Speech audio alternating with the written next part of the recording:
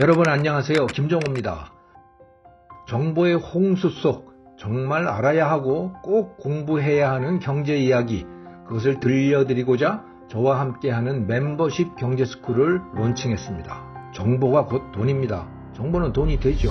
그 정보를 잘 활용한다면 변화하는 세계 경제와 한국 경제에서 어떻게 우리의 자산을 지키고 또 굴려나가야 할지 해답을 얻으실 수 있을 거라고 확신합니다. 오픈된 공간인 유튜브에서는 여러분들의 많은 질문과 의견에 제가 답을 일일이 드리지 못했는데요.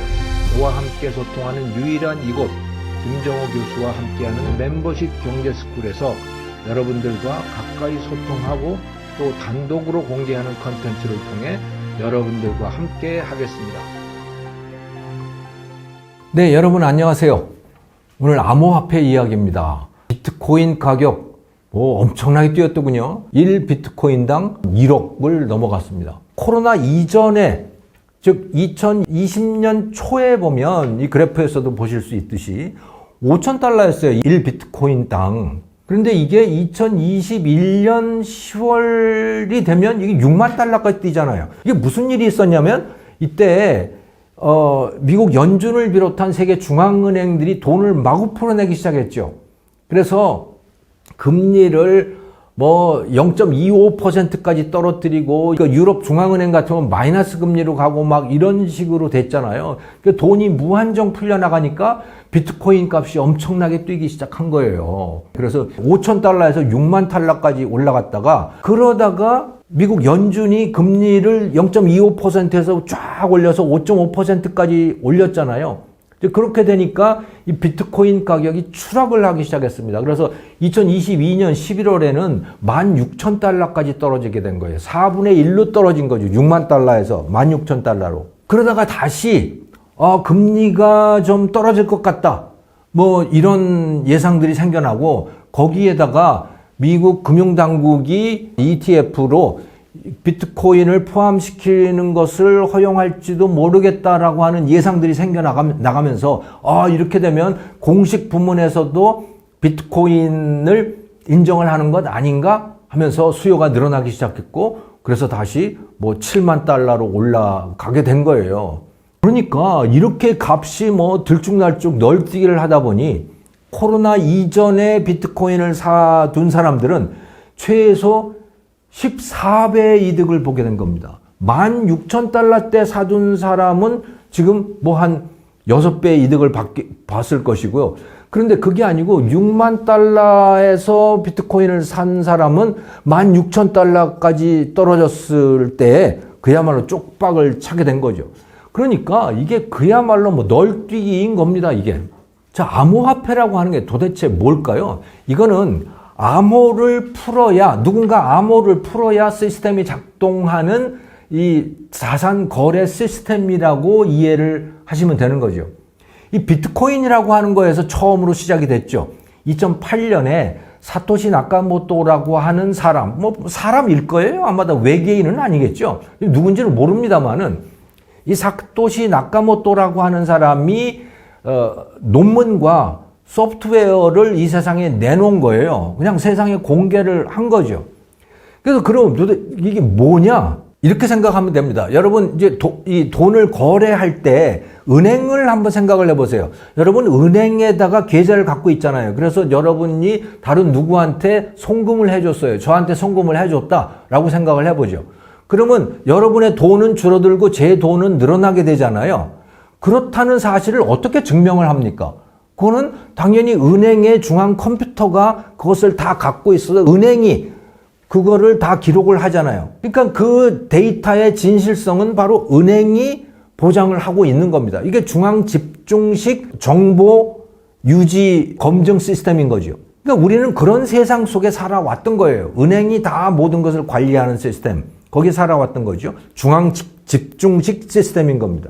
그런데 이 비트코인이라고 하는 거는 이게 분산식 시스템이에요. 거기에는 서로 비트코인이라고 하는 걸 주고 받는데 누가 누구에게 얼마를 줬고 그래서 누가 얼마를 가지고 있다라고 하는 그 정보, 그것이 입증이 돼야 되는 거 아니에요? 그게 진실해야 되는 거 아닙니까? 그 정보가 근데 그것을 입증하는 중앙에 은행이 없는 거예요. 그럼 누가 하느냐? 그거는 서로 그것을 검증을 해준다라고 하는 거죠.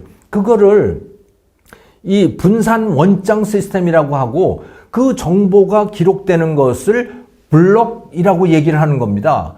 그래서 그 블록이라고 하는 그 정보의 모임이 10분마다 업데이트가 되는 거예요. 그리고 그 10분마다 업데이트 되는 그 블록에 포함된 정보가 진실된 것이다. 거기에 위조가 없다. 이중 거래되는 게 없다라고 하는 것을 검증하는 과정을 우리는 마이닝, 채굴이라고 부릅니다. 그게 검증에 성공한 사람들, 그 암호를 풀어야 그게 검증이 되는 거거든요. 그 검증에 성공한 사람들에게는 비트코인이 지급이 되는 거예요. 새로운 비트코인이 생성돼서 그 사람에게 지급이 되는 거죠. 그러니까 비트코인을 채굴한다라고 얘기를 하는 겁니다.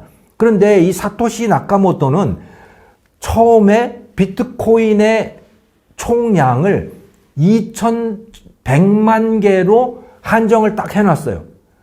그 2100만 개를 계속 채굴해 가는 과정이 새로운 비트코인이 생성되는 과정입니다. 그리고 점점 더 남아있는 비트코인의 숫자가 작기 때문에 채굴하기가 점점 어려워지는 거예요. 어쨌든 간에 그 한계는 2100만 개인 겁니다. 이런 방식을 통해서 비트코인이라고 하는 이 시스템, 분산 원장 시스템, 블록체인이라고 하는 거. 그러니까 이 블록이라고 하는 게 정보의 모임이잖아요. 그 블록이 계속해서 업데이트가 되는 거 아닙니까? 채굴을 통해서. 그 블록들의 연결망, 이게 블록체인인 거예요. 이런 방식에 의해서 비트코인이라고 하는 것이 돌아가는 거죠. 그런데 제가 참 궁금한 게 있었어요. 최근에 기사를 보니까 이 사토시 나카모토라고 하는 사람이 보유하고 있는 비트코인의 숫자가 얼마냐라고 하는 게 기사에 났더라고요. 그게 한 70만 개에서 한 110만 개 정도로 추정이 된답니다. 그런데 전체 개수가 얼마라고요? 그러니까 비트코인의 궁극적인 개수는 2100만 개입니다. 예. 그 중에서 사토시 나카모토가 가지고 있는 게 70만 개 내지 110만 개라고 해요. 근데 저도 궁금한 게 이 비트코인의 숫자는요, 누가 얼마를 가지고 있는 거지는 이건 사실은 이게 비밀이거든요. 근데 그게 어떻게 알려져 있는지 그것도 궁금하고요. 예. 그래서 이제 추정을 하는 겁니다. 한 70만 개에서 110만 개 정도가 된다고 하고. 자, 그런데 또 신기한 거는 그 사토시 나카모토가 갖고 있는 비트코인을 한 번도 출금하지 않았대요. 그것은 또 어떻게 알았지? 인출을 했는지 안 했는지? 그것도 저는 사실 굉장히 궁금하더라고요. 아무튼 근데 그런 기사가 났어요. 그러면 그 사토시 나카모토는 뭐 70만 개에서 110만 개에 달한다라고 하는 그 비트코인을 어떻게 얻었을까요? 어떻게 획득하게 됐을까요? 자기가 처음에 그냥 줬을까요? 아닙니다. 처음에 그냥 주는 비트코인이라고 하는 건 존재하지 않아요. 그럼 사토시 나카모토는 어떻게 했을까? 그거는 분명히 채굴 과정을 거쳐서 획득을 했을 거예요. 즉, 뭔가가 이루어질 거 아닙니까? 그 비트코인이라고 하는 거를 통해서 누군가가 뭔가 거래를 하면 그 블록을 계속해서 업데이트를 해줘야 되잖아요. 그래야 블록체인이 형성이 되지 않습니까? 근데 처음에 누가 그걸 했겠어요? 분명히 사토시 나카모토라고 하는 사람인지 집단인지 누군가가 아무튼 했겠죠. 그래서 블록을 업데이트를 하면 그때마다 비트코인이 지급이 됐을 거 아닙니까? 그렇게 해서 분명히 가지게 되었을 거예요. 이 사토시 나카모토라고 하는 사람이. 그리고 그것들이 거래가 이루어졌을 텐데, 근데 신기한 거는 사토시 나카모토는 한 번도 그 비트코인을 인출하지 않았다라고 하는 거예요. 그게 만약에 사실이라면 정말 이상한 거죠. 그러면 그 사토시 나카모토는 도대체 무엇 때문에 이 비트코인을 만들었을까? 사실 알 수 없는 겁니다.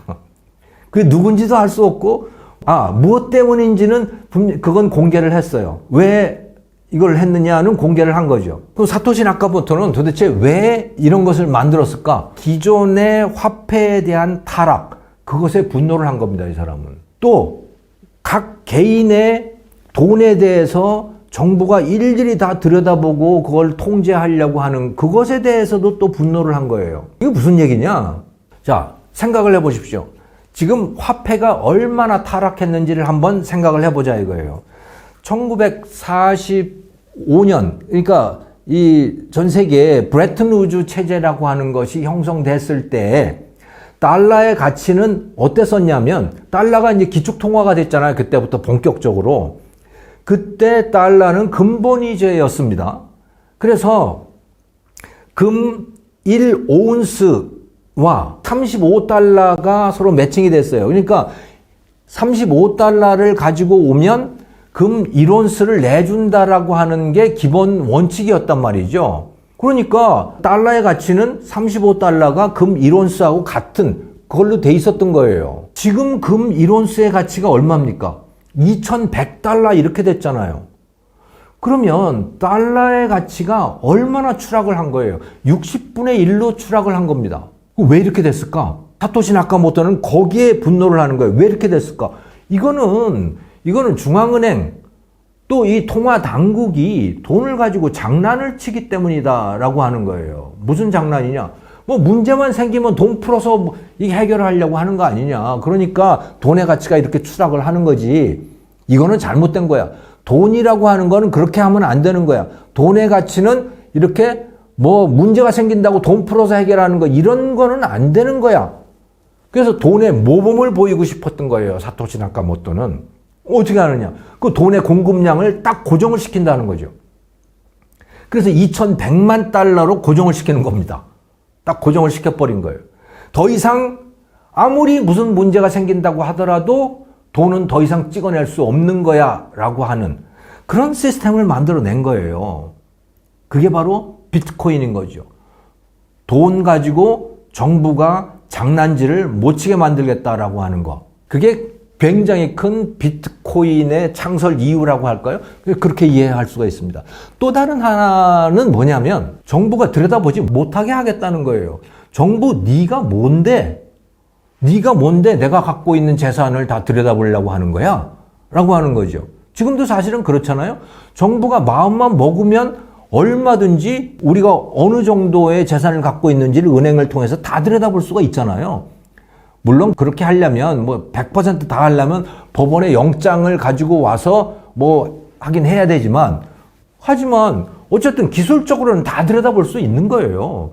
그걸 법률적으로 막아놓고 있을 뿐이죠. 그런데 사토시 나카모토는 완전히 기술적으로도 들여다보지 못하게 만들겠다라고 하는 그런 목적을 갖고 있는 거예요. 정부가 각 개인이 갖고 있는 재산에 대해서 전혀 들여다볼 수 없도록 만들겠다라고 하는 거였어요. 개인의 재산은 신성 불가침이다라고 하는 거죠. 자, 이렇게 만들어 놓은 것이 바로 비트코인인 거거든요. 여기에서 처음으로 이제 암호화폐라고 하는 것이 등장을 하게 되는 겁니다. 블록체인으로 암호를 해독함을 통해서 운영되는, 그것에 의해서 지속되는 그런 화폐 시스템을 만들어 놓은 거예요. 그리고 자, 이렇게 안정적인, 가치가 안정적인 것, 또 비밀이 보장되는 그런 화폐를 만들었으니 이제 이것이 달러를 대체하게 될 거야. 이제 이것이 대부분의 다른 나라의 돈을 대체하게 될 거야. 이렇게 기대를 하게 됐던 겁니다. 그런데 전혀 뜻밖의 일이 벌어졌어요. 이것은 기존의 화폐들보다도 훨씬 더 가치가 불안정하다는 거죠. 통화의 공급량이 안정되기 때문에 가치가 굉장히 안정될 거라고 봤는데 그게 아니고 가치가 더욱더 불안정한 화폐가 되어버린 겁니다. 우리 이미 그 코로나 때 지금 이렇게 되는 상황을 이미 봤잖아요. 5,000달러짜리가 6만 달러 갔다가 다시 16,000달러로 떨어졌다가 지금 다시 7만 달러 올라갔다가 또 6만 3천 달러로 떨어졌다가 그야말로 가치가 널뛰기를 하고 있는 것이잖아요. 왜 이렇게 될까요? 사토시 나카모토의 계산과는 달리 공급만 고정시켜 놓는다고 해서 가치가 안정되는 것은 아니다라고 하는 것을 보여주고 있는 겁니다. 이게 가격이라고 하는 것은 공급에 의해서 결정되는 게 아니잖아요. 공급과 수요의 상호작용을 통해서 가격이 결정이 되지 않습니까? 공급은 딱 고정이 돼 있어. 공급은 매우 안정적이야, 비트코인의 공급은. 그런데 문제는 수요가 널뛰기를 한다라고 하는 거죠. 비트코인에 대한 수요가 널뛰기를 하는 겁니다. 그래서 시중에 자금 사정이 풍부해지면 비트코인에 대한 수요가 폭발적으로 늘어나게 되고, 또 자금 사정이 악화가 되면 비트코인에 대한 수요는 확 위축이 되고, 뭐 이런 식으로 하면서 수요가 뭐 들쭉날쭉하게 된 거고, 공급은 안정되어 있지만 뭐 그러다가 보니까 가격이 뭐 정말 불안정한 그런 자산이 되어버린 거예요. 그러니까 이런 것을 화폐로 쓰기는 정말 어려운 거죠. 그래서 이제 더 이상 비트코인이라고 하는 것은 화폐로서의 가치는 없어요. 거의 없는 상태입니다. 그냥 일종의 뭐 특이한 자산이 되어 있는 것은 사실이지만 이걸 화폐로 쓰는 사람은 없다. 뭐 예를 들어 슈퍼 가서 물건 사는데 비트코인을 내고 하는 이런 거 없다. 커피 마시는데 비트코인을 낸다. 이런 건 거의 없는 거죠. 이 비트코인을 그래서 법정 화폐로 쓰는 굉장한 실험이 벌어진 적이 있잖아요. 지금도 그 실험이 진행이 되고 있습니다만은 2021년에 이 엘살바도르라고 하는 나라, 이 나라에서 비트코인을 법정 화폐로 채택을 했잖아요. 그래서 세금을 낼 때도 비트코인으로 내도 괜찮아 라고 이제 한국에서는 원화가 법정화폐고 중국에서는 위안화가 법정화폐고 미국에서는 달러가 법정화폐잖아요. 마찬가지로 비트코인이라고 하는 것이 엘살바도르의 법정화폐가 된 거예요. 처음에는 조금 쓰는 것 같았어요. 그런데 지금 어떻게 되느냐? 쓰는 사람이 거의 없다 이거를. 중앙아메리카 대학 사우스 아메리칸 유니버시티라고 하는 데에서 2023년에 설문조사를 했더라고요. 1280명을 대상으로 해서 자 2023년 한 해 동안에 비트코인을 거래하는데 써본 적이 있습니까? 라고 하는 질문을 한 거예요. 그런데 예, 써본 적이 있습니다 라고 대답한 사람이 12%에 불과했어요. 88%는 안 썼습니다.